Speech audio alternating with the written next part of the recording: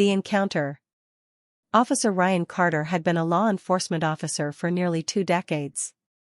For him, patrolling the streets of the Southside neighborhood had become a routine exercise in vigilance and suspicion.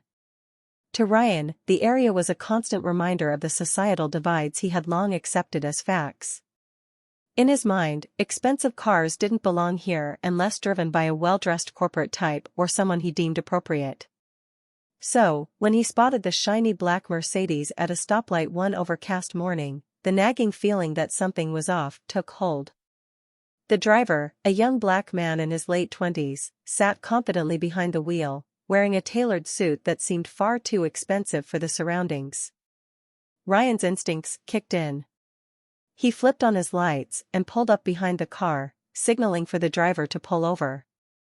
"License and registration," Ryan barked as he approached the vehicle, his hand resting on the butt of his holstered firearm. The tone wasn't just professional, it carried an undercurrent of skepticism and authority that Ryan rarely questioned. The driver complied without hesitation. He reached into the glove box, his movements calm and deliberate. He handed over the requested documents and added a business card as well. "Good morning, officer. Is there a problem?" he asked in a composed tone, looking Ryan directly in the eye. Ryan narrowed his gaze as he examined the paperwork. The driver's name was Ethan Richards. The business card identified him as the regional director of a tech firm, but Ryan didn't bother looking closer. In his mind, it could be fake. He decided to dig deeper. "What are you doing here? A suit like that, a car like this, in a neighborhood like this?" Ryan's tone was pointed, his posture stiff. Ethan's expression didn't change. "I'm heading to a meeting downtown. I took this route because it's quicker," he explained, his voice steady. "Is there an issue?" Ryan snorted. "You expect me to believe that? A young guy like you, driving a car like this, dressed like that, in this area? People don't usually just pass through Southside unless they're looking for something." Ethan held Ryan's gaze. "With respect, officer, if you believe there's something wrong, you're welcome to check my information. The contact number on the card connects to my office." Ryan glanced at the business card but didn't bother making the call. Instead, he leaned closer to the car window. "You think I don't know what's going on here?" he sneered. "You're not fooling me." Ethan didn't flinch. "I think you're doing your job, officer. But I assure you, I have nothing to hide." Ryan's jaw tightened. He had expected the man to show fear, or at least deference. Instead, Ethan's calm confidence unnerved him. After a tense silence, Ryan shoved the documents back at him. "Get out of here," he muttered. "Before I decide to dig deeper." Ethan took back his documents and gave Ryan a polite nod. "Thank you, officer. Have a good day." As the car disappeared down the street, Ryan stood on the curb, seething. There was something about Ethan Richards, his unshakable demeanor, his unwillingness to play the role Ryan had unconsciously assigned him, that gnawed at the officer. It wasn't anger or defiance. It was something subtler, something Ryan couldn't name. That day, Ryan filed the interaction away as just another example of his no-nonsense policing. Yet, the memory lingered, simmering at the edge of his consciousness, as if waiting for a moment to resurface. A surprising introduction. The next morning, Ryan arrived at the precinct to find it buzzing with excitement. Whispers about the arrival of the new police chief rippled through the department. Officers gathered in small clusters, speculating about the leader who would be taking the helm. "Probably another politician in uniform," Ryan muttered to a colleague as he grabbed his coffee. He had seen a fair share of chiefs come and go, each promising reforms that never materialized. To him, the title carried little weight, just a figurehead who would make speeches and collect accolades, while the real work fell to officers like him. When the meeting bell chimed, the officers filed into the briefing room. Ryan took his usual seat near the back, uninterested in the proceedings. But as soon as the new chief entered, Ryan froze. The young black man in the tailored suit standing confidently at the front of the room was none other than Ethan Richards. Ryan's heart sank as Ethan introduced himself to the team. "Good morning, everyone. I'm Chief Ethan Richards, and I'm honored to serve as your new leader. I'm looking forward to working with each of you to ensure this department not only enforces the law but upholds it with integrity and fairness." Ethan's gaze swept the room, pausing momentarily when it landed on Ryan. The briefest flicker of recognition crossed his face before he continued speaking. Ryan, on the other hand, felt as though the walls were closing in around him. His palms grew clammy, and his pulse quickened. How could this be happening? Ryan thought. Yesterday, Ethan had been just another suspicious driver. Today, he was his boss. As the meeting concluded, Ryan attempted to slip out unnoticed, but Ethan's voice called out. "Officer Carter, a word in my office, please." The room fell silent. Ryan swallowed hard as he nodded. "Of course, sir." His colleagues cast curious glances as he followed Ethan down the hallway. The walk to the chief's office felt like an eternity. Once inside, Ethan gestured for Ryan to take a seat. The office was sleek and professional, with a large desk and a wall adorned with plaques and accolades. Ethan sat across from Ryan, his demeanor calm but firm. "Officer Carter," Ethan began, folding his hands on the desk, "I wanted to address yesterday's interaction." Ryan's stomach churned. He opened his mouth to speak, but Ethan held up a hand. "Let me finish," Ethan said. "I'm not here to reprimand you, yet. What I am here to do is make one thing clear: this department will be held to the highest standards under my leadership. Prejudiced assumptions and abuse of authority have no place here." Ryan's cheeks burned. "Sir, I know what you thought yesterday," Ethan interrupted, his tone sharp. "And I want you to think about why you made those assumptions. Reflect on how your actions impact the people you serve." The words hit Ryan like a slap. For the first time in his career, he felt truly exposed, not just as an officer, but as a person. Ethan didn't berate or humiliate him. He simply held up a mirror, forcing Ryan to confront what he saw. Ethan rose from his chair, signaling the conversation was over. "That will be all, Officer Carter. You're dismissed." Ryan stood, his legs shaky. "Yes, sir," he muttered before leaving the office. As he walked down the hallway, Ryan's mind raced. The encounter had been brief, but its implications were enormous. He had spent years believing his instincts were infallible, his authority absolute. Now, those beliefs were unraveling. And deep down, he knew this was only the beginning. Parts 3 to 6 to follow. Each subsequent part will delve deeper into Ryan's reckoning, his past actions being scrutinized, and the transformational journey he embarks upon under Ethan's leadership. Let me know if you'd like to continue. A surprising revelation. The precinct buzzed with energy the next morning as Officer Ryan Carter strode into the building. A sense of routine familiarity usually greeted him, but today something felt off. Whispers echoed through the halls, punctuated by bursts of excitement and curiosity. Officers leaned against desks, sharing snippets of conversation in hushed tones. "New boss is starting today," muttered Officer Jenkins, one of Ryan's longtime colleagues. His gruff voice carried a mix of skepticism and mild curiosity. Apparently, he's some hotshot brought in to clean things up. Ryan rolled his eyes as he poured coffee into his travel mug. "Another politician in a badge," he said dismissively. "They'll talk big about reform and integrity, and then things will go right back to how they've always been. You'll see." "Word is, this one's different," Jenkins countered. "Young, ambitious, and not afraid to step on toes." Ryan let out a low chuckle. "We'll see how long that lasts," he said, sipping his coffee and heading toward the briefing room. He had seen chiefs come and go, all promising change, but none had ever truly delivered. As he took his usual seat near the back of the room, Ryan focused on his phone, scrolling through messages while tuning out the murmurs around him. When the door opened, the room fell silent.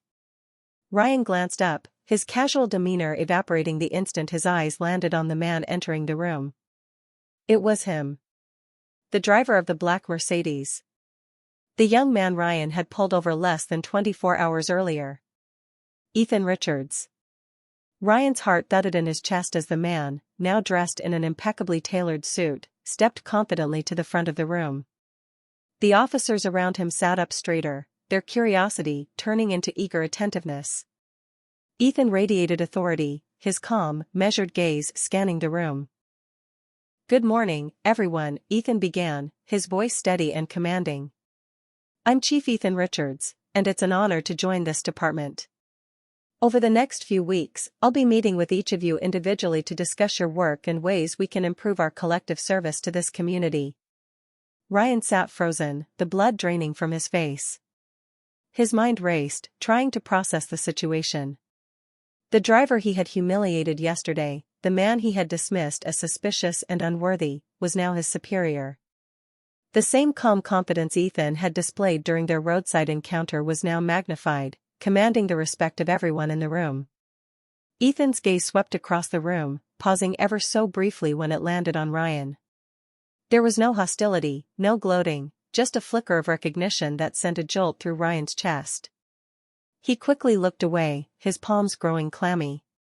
Ethan continued his address, outlining his vision for the department: fairness, transparency, and accountability. His words were precise, his tone unwavering. Ryan barely heard any of it. His thoughts were consumed by the memory of their encounter. He replayed every word he had said, every assumption he had made, feeling a knot of shame tightening in his stomach. When Ethan concluded, the room erupted into polite applause. Ryan clapped half-heartedly, his hands trembling. As officers began to file out, Ryan bolted for the door, hoping to avoid any interaction with the new chief. "Officer Carter," Ethan's voice rang out, stopping Ryan in his tracks. The room fell silent. Heads turned toward Ryan, who swallowed hard and turned to face his new boss. "Yes, Chief?" Ryan managed, his voice strained. "I'd like a word in my office," Ethan said, his expression unreadable. Ryan nodded stiffly, following Ethan out of the room. The short walk to the chief's office felt interminable, every step echoing ominously. Ethan's office was spacious yet minimalist, with neatly arranged files and a few framed certificates on the walls. A nameplate on the desk read Chief Ethan Richards. "Take a seat," Ethan said, gesturing to the chair opposite his desk. Ryan obeyed, his mind racing. Was this about yesterday? Would Ethan call him out in front of the department? His palms slick with sweat, Ryan tried to maintain a neutral expression. Ethan sat down, folding his hands on the desk. For a moment, he studied Ryan in silence, the weight of his gaze making the seasoned officer squirm. "Officer Carter," Ethan began, his tone calm but firm. "I wanted to address something directly with you. Yesterday, you pulled me over." Ryan's chest tightened. He nodded slowly, unsure how to respond. "I'm not bringing this up to make an example of you," Ethan continued. "But I believe it's important to confront moments like these, because they reveal deeper issues." Ryan shifted uncomfortably. "Chief, if I overstepped?" Ethan raised a hand, silencing him. "You did what you thought was right in the moment. I get that. But the problem lies in what informed your decision. You saw a black man driving an expensive car in a predominantly low-income area, and you immediately assumed something was wrong." Ryan opened his mouth to protest but stopped himself. He couldn't deny it. That was exactly what he had assumed. "I've dealt with officers like you my whole life," Ethan said, his voice even. "Men who look at me and see a threat, no matter how I carry myself. But I'm not here to hold a grudge or humiliate you, Officer Carter. I'm here to hold this department, and the people in it, accountable. That includes you." Ryan's face burned with shame. He hadn't expected this measured response, this calm yet unflinching confrontation. Ethan leaned forward, his eyes locking onto Ryan's. "My goal isn't to ruin your career," Ethan said. "It's to ensure that you, and everyone else in this department, understands the weight of their actions. You have the power to impact lives, for better or worse. I suggest you start thinking carefully about which side of that equation you want to be on." Ryan nodded stiffly, unable to meet Ethan's gaze. Understood, Chief. Ethan leaned back, signaling the end of the conversation. That's all for now. You're dismissed. Ryan rose, his legs shaky. Thank you, Chief, he said quietly, before leaving the office. As he walked down the hallway, the shame he felt earlier deepened into something more profound. For the first time in his career, he was forced to question not just his actions, but the assumptions and biases that had driven them. Back at his desk, Ryan sat in silence, staring at the blank screen of his computer. The encounter with Ethan replayed in his mind, not as an indictment but as a challenge. The young chief hadn't berated or belittled him. He had simply held up a mirror, forcing Ryan to confront what he saw. And what Ryan saw was a man who had a lot to learn. A reckoning. The days following Ryan's meeting with Chief Ethan Richards passed in a haze of unease. For the first time in his career, Ryan Carter felt exposed, not by an external force, but by his own conscience. Ethan's measured words echoed in his mind, refusing to fade. You have the power to impact lives, for better or worse. Ryan had never considered the full weight of those words before. He had always seen his job as black and white, good guys and bad guys, lawbreakers and law enforcers. There was no room for nuance in his perspective. Yet, in just a few moments, Ethan had shattered that illusion, leaving Ryan to sift through the debris of his convictions. It didn't take long for Ethan's promised reforms to ripple through the precinct. New training protocols were implemented, requiring officers to attend sessions on implicit bias, de-escalation techniques, and community engagement.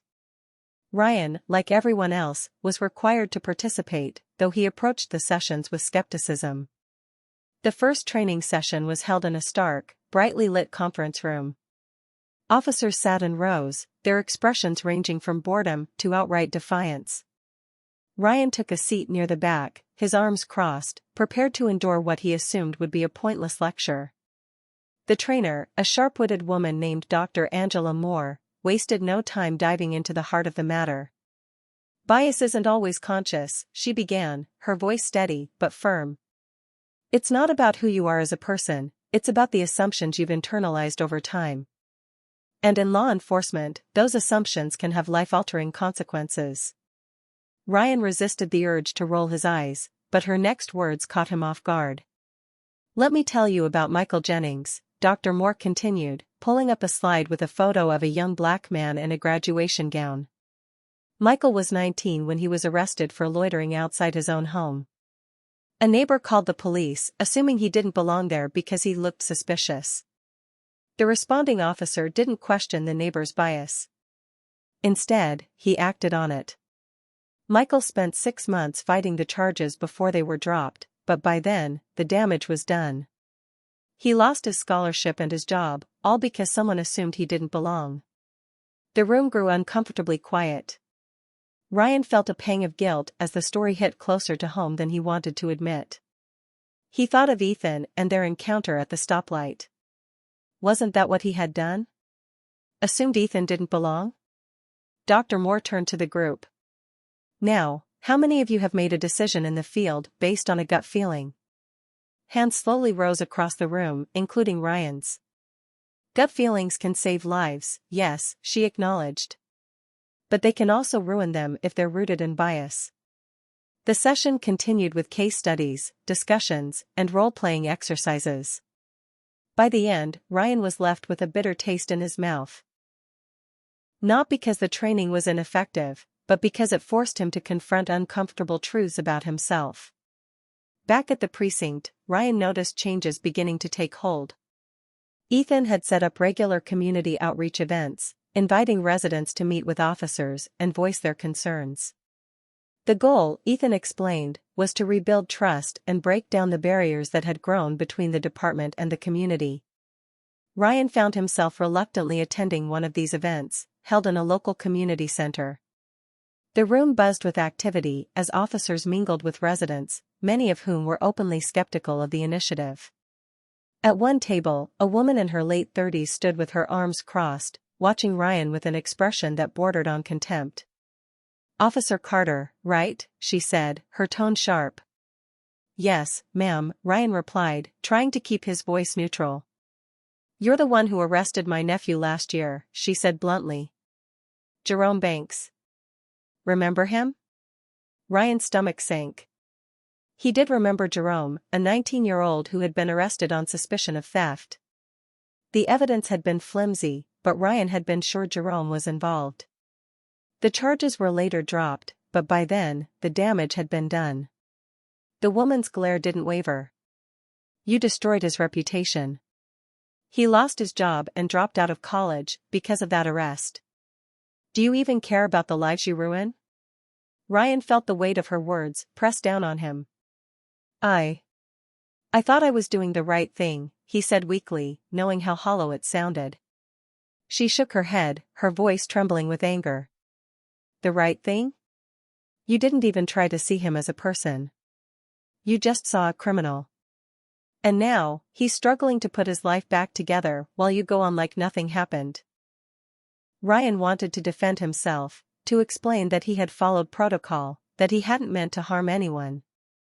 But deep down, he knew those excuses wouldn't hold up. The truth was, he hadn't taken the time to question his own assumptions, and Jerome had paid the price for it. The confrontation stayed with Ryan long after the event ended. As he drove home that night, he thought about the lives he had touched, not just the ones he had protected, but the ones he had harmed. Faces and names from past arrests flashed through his mind, each one tinged with a sense of regret he couldn't shake. When Ryan arrived home, his wife, Sarah, greeted him at the door.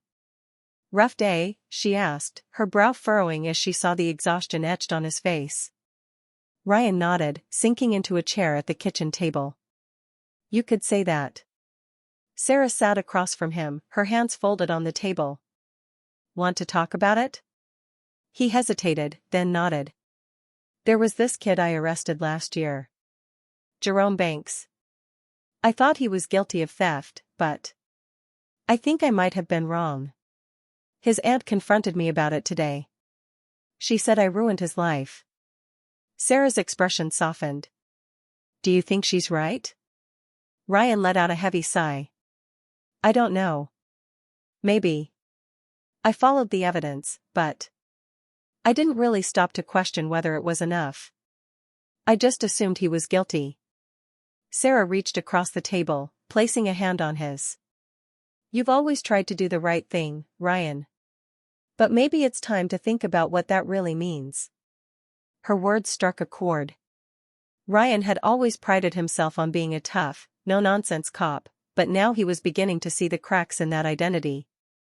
What if being tough wasn't enough? What if doing the right thing meant admitting when he was wrong? In the days that followed, Ryan threw himself into self-reflection. He reviewed past cases with a critical eye, questioning decisions he had once made without hesitation. He began attending the department's community meetings regularly, listening more than speaking. Slowly, he started to see the world in shades of gray, rather than the black and white simplicity he had clung to for so long. But the road ahead was far from easy. Ryan knew that true accountability required more than introspection, it required action. And he wasn't sure he was ready for the reckoning that awaited. The mirror of accountability. The precinct's atmosphere shifted as Chief Ethan Richards' reforms gained momentum. Weekly meetings turned into intense discussions on ethics and accountability. Officers who once prided themselves on their instincts found those same instincts being questioned, dissected, and occasionally criticized. For Ryan Carter, these changes weren't just professional, they felt personal. Every conversation, every policy Ethan introduced, seemed to point directly at him. The audit into Ryan's career had quietly begun, initiated at Ethan's request. Ryan tried to act unfazed, but he couldn't ignore the subtle looks from his colleagues or the occasional silence that fell when he entered the room. Though no formal allegations had been made, the weight of scrutiny bore down on him like a storm cloud. A surprise meeting. One Wednesday afternoon, Ryan was called into Ethan's office. The summons was brief, a curt email that simply read, "Officer Carter, report to my office at 2 p.m. Ryan felt a familiar churn of anxiety in his stomach. He straightened his uniform, running a hand through his graying hair, before making his way down the hallway. His steps echoed as he approached the door bearing the polished nameplate, Chief Ethan Richards. "Come in," Ethan's voice called when Ryan knocked. The office was orderly, almost clinical, with minimalist decor and an air of quiet authority. Ethan sat behind his desk, reviewing a thick file that Ryan immediately recognized. It was his personnel record. "Officer Carter, have a seat," Ethan said, gesturing to the chair opposite him. Ryan complied, his shoulders stiff, his hands gripping the armrests. Ethan closed the file and folded his hands atop it, his expression neutral. "We've completed the initial review of your cases." Ryan felt a lump rise in his throat. He nodded, waiting for the axe to fall. "What I've found," Ethan continued, "is a pattern. You have a long history of solid arrests and commendations, but there's also a troubling consistency in the complaints against you, specifically from marginalized communities." Ryan's jaw tightened. "Chief, I've always done my job to the best of my ability. I follow the evidence." Ethan's gaze didn't waver. "Following the evidence is one thing, but ignoring context and humanity is another.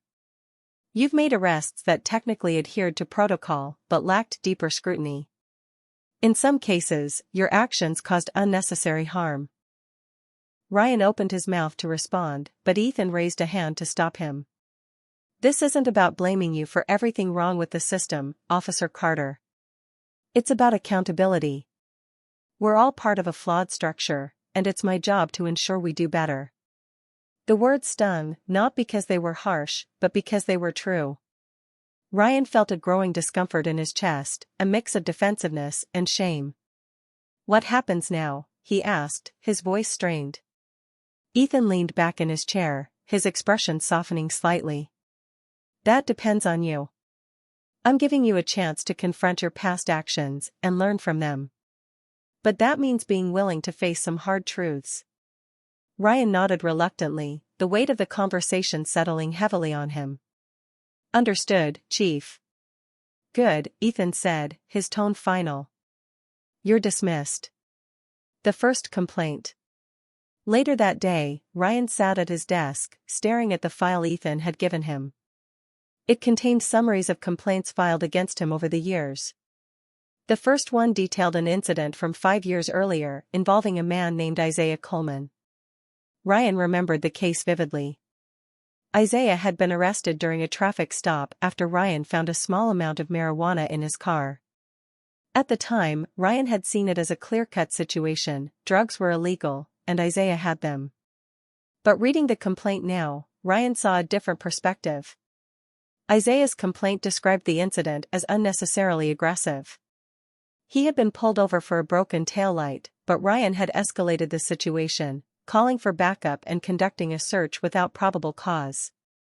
Isaiah had written, "The officer treated me like a criminal before he even knew my name. All I wanted was to get home to my kids." Ryan felt a pang of guilt as he read the words. At the time, he hadn't considered how Isaiah might have felt, or what impact the arrest would have on his life. To Ryan, it had been just another routine stop. That night, Ryan couldn't sleep. He replayed the incident in his mind, questioning every decision he had made. For the first time, he wondered what had happened to Isaiah after the arrest. Did he lose his job?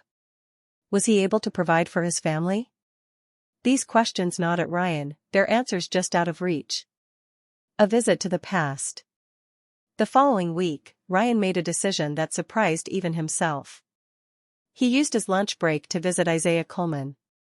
After some digging, he discovered that Isaiah still lived at the same address listed in the old report. Ryan parked his cruiser outside a modest, single-story house with peeling paint and a sagging porch. His heart pounded as he approached the door. He knocked twice and waited, unsure of what to expect. The door opened, and a man in his early 40s appeared, his face etched with weariness. Ryan recognized him immediately. "Mr. Coleman," Ryan began, his voice hesitant. "I'm Officer Carter. We met a few years ago." Isaiah's expression hardened. "I remember," he said, flatly. What do you want? Ryan hesitated, the words catching in his throat. I came to apologize, he said finally. For how I treated you during that traffic stop. Isaiah's eyes narrowed. Why now? After all these years? Ryan took a deep breath. Because I didn't realize back then how much harm I caused. I was so focused on doing my job that I didn't think about the people I was affecting. I was wrong, and I'm sorry. Isaiah stared at him for a long moment, his expression unreadable. Finally, he stepped aside. You'd better come in. A difficult conversation. Inside, the house was tidy but worn, with mismatched furniture and faded curtains. Isaiah led Ryan to the living room, where they sat across from each other. You have no idea what that stop did to me, Isaiah began, his voice tense. I lost my job because of that arrest. My boss didn't want to deal with the drama, even after the charges were dropped. I couldn't pay my rent for months. My kids had to stay with their grandparents, because I couldn't keep the lights on. Ryan felt the weight of Isaiah's words pressing down on him. I didn't know, he admitted. I thought I was doing the right thing, but I see now that I didn't handle it properly. I can't undo what happened, but I want to make amends if I can. Isaiah leaned back, his expression softening slightly. Amends, huh? What does that even look like? Ryan hesitated. He hadn't thought that far ahead. I don't know, he said honestly. But I'm willing to listen. To understand what I can do to help. For the next hour, the two men talked about the arrest, its aftermath, and the broader issues that Isaiah had faced as a black man in a system that often saw him as guilty until proven innocent. It was a raw, painful conversation, but by the end, something unexpected happened. Isaiah extended his hand. I can't say I forgive you yet, he said, his tone measured. But I appreciate you owning up to what you did. Most people wouldn't even do that. Ryan shook his hand, a mix of relief and humility washing over him. Thank you, he said quietly. I'll do better. A new path. The visit with Isaiah marked a turning point for Ryan. For the first time, he understood the human cost of his actions, not just in theory, but in practice. The job wasn't just about enforcing the law, it was about serving the community with fairness and empathy. When Ryan returned to the precinct that evening, he knew he had a long way to go. But for the first time in years, he felt a sense of purpose, not to prove himself, but to make things right. And that, he realized, was the first step toward true accountability. A path to redemption. The precinct felt colder now, not physically, but emotionally. Ryan Carter couldn't ignore the shift in how his colleagues treated him. The scrutiny following the audit into his past cases wasn't just coming from Chief Ethan Richards or the higher-ups, it came from the officers who once shared a camaraderie with him. Whispers followed him in the hallways. Conversations abruptly quieted when he entered the room. He had always prided himself on being one of the guys, but now, Ryan felt like an outsider in his own precinct. A public reckoning. Ethan called for a department-wide meeting to present the findings of the internal audit. The room buzzed with tension as officers filed in, taking their seats with a mix of curiosity and dread. Ryan sat near the back, his shoulders stiff and his jaw clenched. Ethan stood at the front, calm and composed as ever. Good afternoon, everyone, he began. Today, I'm sharing the results of our internal review, which examined past cases, complaints, and patterns of misconduct within this department. The room fell silent. Ethan continued, his voice steady but firm. What we found is troubling. While many of you have served honorably, there have been systemic failures that have undermined our integrity and the trust of the community we serve. These failures aren't just statistics, they represent lives impacted by our actions. Ryan's stomach twisted as Ethan's words sank in. He felt the eyes of his colleagues darting toward him, though no names had been mentioned yet. Officer Ryan Carter, Ethan said, his voice cutting through the room like a blade. Ryan's heart sank as every head turned in his direction. Ethan's gaze was sharp but not cruel. Your record exemplifies the challenges we're facing. You've had an impressive career on paper, commendations, successful cases, but you've also accumulated a disproportionate number of complaints, many of which point to patterns of bias and overreach. A murmur rippled through the room. Ryan felt his face flush with shame. He wanted to sink into his chair, to disappear entirely, but Ethan wasn't finished. Officer Carter has agreed to cooperate fully in addressing these issues, Ethan said. He's taking part in ongoing training, reviewing his past cases, and working toward accountability. This is not a punishment, it's an opportunity for growth. The tension in the room shifted. Some officers exchanged skeptical glances, while others nodded subtly, seeming to appreciate the measured approach. Ethan's tone softened as he addressed the room. We're not here to destroy careers. We're here to rebuild trust, with the community and with each other. But that starts with acknowledging our mistakes and committing to doing better. As the meeting ended, Ryan remained seated, his head bowed. He felt exposed, vulnerable, and deeply uncertain about his future. Part 5: A Path to Redemption. The precinct felt colder now, not physically but emotionally. Ryan Carter couldn't ignore the shift in how his colleagues treated him. The scrutiny following the audit into his past cases wasn't just coming from Chief Ethan Richards or the higher-ups, it came from the officers who once shared a camaraderie with him. Whispers followed him in the hallways. Conversations abruptly quieted when he entered the room. He had always prided himself on being one of the guys, but now, Ryan felt like an outsider in his own precinct. A public reckoning. Ethan called for a department-wide meeting to present the findings of the internal audit.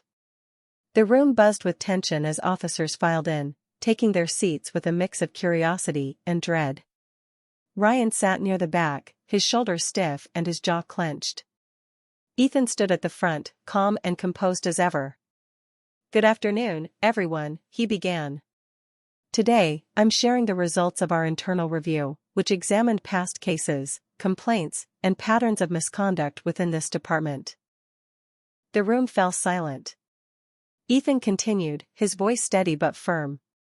What we found is troubling. While many of you have served honorably, there have been systemic failures that have undermined our integrity and the trust of the community we serve. These failures aren't just statistics, they represent lives impacted by our actions. Ryan's stomach twisted as Ethan's words sank in.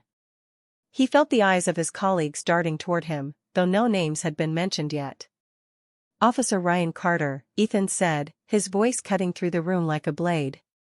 Ryan's heart sank as every head turned in his direction. Ethan's gaze was sharp but not cruel. Your record exemplifies the challenges we're facing. You've had an impressive career on paper, commendations, successful cases, but you've also accumulated a disproportionate number of complaints, many of which point to patterns of bias and overreach. A murmur rippled through the room. Ryan felt his face flush with shame. He wanted to sink into his chair, to disappear entirely, but Ethan wasn't finished. Officer Carter has agreed to cooperate fully in addressing these issues, Ethan said. He's taking part in ongoing training, reviewing his past cases, and working toward accountability. This is not a punishment, it's an opportunity for growth. The tension in the room shifted. Some officers exchanged skeptical glances, while others nodded subtly, seeming to appreciate the measured approach. Ethan's tone softened as he addressed the room. We're not here to destroy careers. We're here to rebuild trust, with the community and with each other. But that starts with acknowledging our mistakes and committing to doing better. As the meeting ended, Ryan remained seated, his head bowed. He felt exposed, vulnerable, and deeply uncertain about his future. A community confrontation. Later that week, Ryan was assigned to a community outreach event, a roundtable discussion with residents from Southside, the same neighborhood he had patrolled for years. He had always viewed these events as performative, a way for the department to show face without addressing real issues. But now, things felt different. Ethan's reforms weren't just about optics, they were about change. The event was held in the gymnasium of a local community center. Chairs were arranged in a circle, with residents and officers sitting side by side. Ryan arrived early, his uniform freshly pressed, but his nerves on edge. As the discussion began, residents shared their stories of mistrust, fear, and frustration with law enforcement. One man, an older gentleman named Henry, spoke with a calm but firm voice. "For years, we've been treated like suspects, just for existing in this neighborhood. Officers come in here, acting like we're all criminals, but they don't see us as people." Ryan shifted uncomfortably in his seat. Henry's words felt like a direct accusation, though they were directed at the department as a whole. When it was Ryan's turn to speak, he hesitated, unsure of how to begin. The room was silent, waiting. I want to start by saying I've made mistakes," Ryan said finally, his voice tight with emotion. "I've been in this neighborhood for years, but I don't think I've really seen it. I've judged people based on assumptions instead of understanding their stories. And for that, I'm sorry." The room remained quiet, but the tension seemed to soften slightly. Henry's expression was still stern, but there was a flicker of acknowledgement in his eyes. "I'm not here to make excuses," Ryan continued. "I'm here to listen and to learn. I know words aren't enough, but I want to do better. Not just as an officer, but as a person." A woman named Maria, sitting 2 seats away, nodded slowly. "It's a start," she said. "But trust isn't rebuilt overnight. You've got a lot to prove." Ryan nodded. "I understand." The ripple effect. The next morning, Ryan found a note on his desk. It was written in a neat, unfamiliar script. "Officer Carter, I heard about your words at the community meeting. I hope they weren't just words. If you're serious about making things right, you'll need to show us through your actions. Trust is earned, not given." Ryan read the note several times, feeling a mix of determination and doubt. He didn't know who had written it, but the message was clear. Words were only the beginning. Actions had to follow. He began with small gestures. During his patrols, he made an effort to engage with residents, not as an officer imposing authority, but as a human being. He stopped to chat with shop owners, greeted kids playing on the sidewalks, and took time to listen when people shared their concerns. At first, the responses were guarded, even skeptical. But over time, Ryan noticed subtle changes. People began greeting him by name. Conversations grew less strained. Slowly, the walls began to come down. A turning point. One evening, while patrolling the south side, Ryan noticed a young man standing by a broken-down car on the side of the road. The man looked frustrated, kicking the tire as he muttered under his breath. Ryan pulled over and stepped out of his cruiser. "Need a hand?" he asked. The man turned, his expression wary. "No offense, officer, but I don't need any trouble." Ryan raised his hands in a gesture of peace. "No trouble. Just offering to help." After a moment's hesitation, the man nodded. Together, they worked to fix the flat tire. As they worked, they talked about the neighborhood, about life, about the challenges they both faced in their respective roles. When the job was done, the man extended his hand. "Thanks," he said. "Name's Marcus." "Ryan," the officer replied, shaking his hand. "If you ever need anything, don't hesitate to ask." As Ryan drove away, he felt a small spark of hope. It wasn't much, but it was a start. The next step. Back at the precinct, Ryan reflected on the events of the past few weeks. The road to redemption was long and uncertain, but he was beginning to see the path ahead. It wasn't just about proving himself to the community or his colleagues, it was about becoming the kind of person he could be proud of. And for the first time in years, Ryan felt like he was on the right track, the journey forward. The morning sunlight streamed through the precinct's windows as Officer Ryan Carter sat at his desk, staring at the stack of papers before him. They weren't case files or reports, they were personal notes, letters, and reflections he had been compiling over the last few weeks. Each page was a piece of his journey, a record of the mistakes he had made and the lessons he was finally beginning to understand. Ryan's transformation had not been an overnight revelation. It had been slow, grueling, and often painful. Confronting the man he had been, the officer who relied on bias and power instead of understanding, had forced him to look deeper into himself than he ever thought necessary. Now, he was beginning to see glimpses of a man who might finally be worthy of the badge he wore. A community comes together. Later that day, Ryan attended a precinct-sponsored event at the Southside Community Center. Unlike the roundtable discussions or formal meetings of the past, this was a celebration, a community reconnection day organized by Chief Ethan Richards. Food trucks lined the parking lot, children played games on the lawn, and a local band performed on a makeshift stage. For Ryan, the event was more than just a social gathering. It was a symbol of the change he had been working toward, a chance to show the community that he, and the department, were committed to building trust. It was also a test. Many of the residents attending the event were people he had encountered in the past, and not all of those encounters had been positive. As Ryan walked through the crowd, he felt the weight of their eyes on him. Some faces softened when they saw him, offering hesitant nods or polite smiles. Others turned away, their expressions guarded. He couldn't blame them. A familiar voice called out, "Officer Carter." Ryan turned to see Henry, the elderly man who had spoken so passionately at the roundtable weeks earlier. The older man stood beside a small group of neighbors, his arms crossed but his expression less hostile than before. "Mr. Henry," Ryan said, approaching with a respectful nod. "Good to see you here." Henry tilted his head. "I've been watching you," he said, his tone measured. "You've been making an effort." Ryan nodded. "I'm trying," he admitted. "I know I can't undo the harm I've caused, but I want to do better." Henry studied him for a moment before speaking. "That's all we've ever wanted," he said. "For you to see us as people. Not suspects." The group around Henry murmured their agreement. One of the women, Maria, stepped forward. "It's going to take time," she said. "But we see that you're trying. And that matters." Ryan felt a swell of emotion he hadn't expected. These people had every reason to hold grudges, to dismiss his efforts as too little, too late.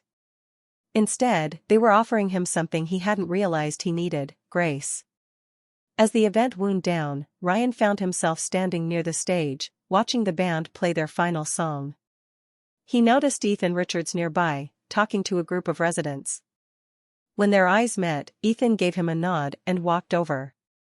"Looks like the event was a success," Ethan said, his voice calm and confident. Ryan nodded. "It feels different this time. Like people are actually willing to give us a chance." Ethan smiled faintly. "That's because they see the effort. Change doesn't happen overnight, but consistency builds trust." Ryan hesitated before speaking. "I want to thank you, Chief, for pushing me to see what I couldn't see before. I'm not the same officer I was when you got here." Ethan's expression softened. "You're welcome, Officer Carter. But the credit isn't mine. You made the choice to change. That takes courage." Ryan looked out at the crowd, watching as officers mingled with residents, laughter and conversation filling the air. It was a stark contrast to the tension and mistrust that had defined their relationship with the community for so long. "This isn't the end, is it?" Ryan asked, half to himself. Ethan shook his head. "No, it's not. Change is a journey, not a destination. The question is, are you willing to keep walking it?" Ryan met Ethan's gaze and nodded firmly. "I am." A personal resolution. In the weeks following the event, Ryan continued his work both in the precinct and within himself. He spent evenings reviewing old case files, reaching out to individuals he had wronged where possible. Some responded with cautious acceptance, others were less forgiving. Ryan didn't blame them. Their anger was justified. One evening, he decided to visit Isaiah Coleman again. This time, he wasn't there to apologize, but to offer something tangible. When Isaiah opened the door, his expression was wary but not hostile. "Back again, Officer Carter?" he asked. Ryan held up a folder. "I looked into your case. The one from the traffic stop. I found some discrepancies in the report, things I overlooked at the time. I've submitted a formal request to have your record expunged. Isaiah's eyes widened slightly. You did that for me? Ryan nodded. It's the least I can do. I can't give you back the time you lost, but I can try to make things right moving forward. Isaiah studied him for a moment before stepping aside. Come in, he said, his voice softer than before. They sat at the small kitchen table, talking late into the evening. Isaiah shared stories about his life, his struggles, and his hopes for his children. Ryan listened, not as a cop, but as a fellow human being. A new beginning. Months passed, and the precinct began to feel less cold. Ethan's leadership had ushered in a new era, one defined by transparency, humility, and a genuine desire to serve. Ryan, once a symbol of the old ways, found himself becoming an example of what change could look like. It wasn't easy. There were still moments of doubt, of resistance from within the department and the community. But Ryan had learned that change was about persistence, not perfection. One evening, as he prepared to leave the precinct, Ethan stopped by his desk. You've come a long way, Carter, he said, his tone warm. But there's still work to do. Ryan smiled. I wouldn't want it any other way. As he stepped out into the crisp night air, Ryan felt something he hadn't felt in years, hope. Not just for himself, but for the department, the community, and the possibility of a better future. He still had a long road ahead, but for the first time, he was ready to walk it, one step at a time.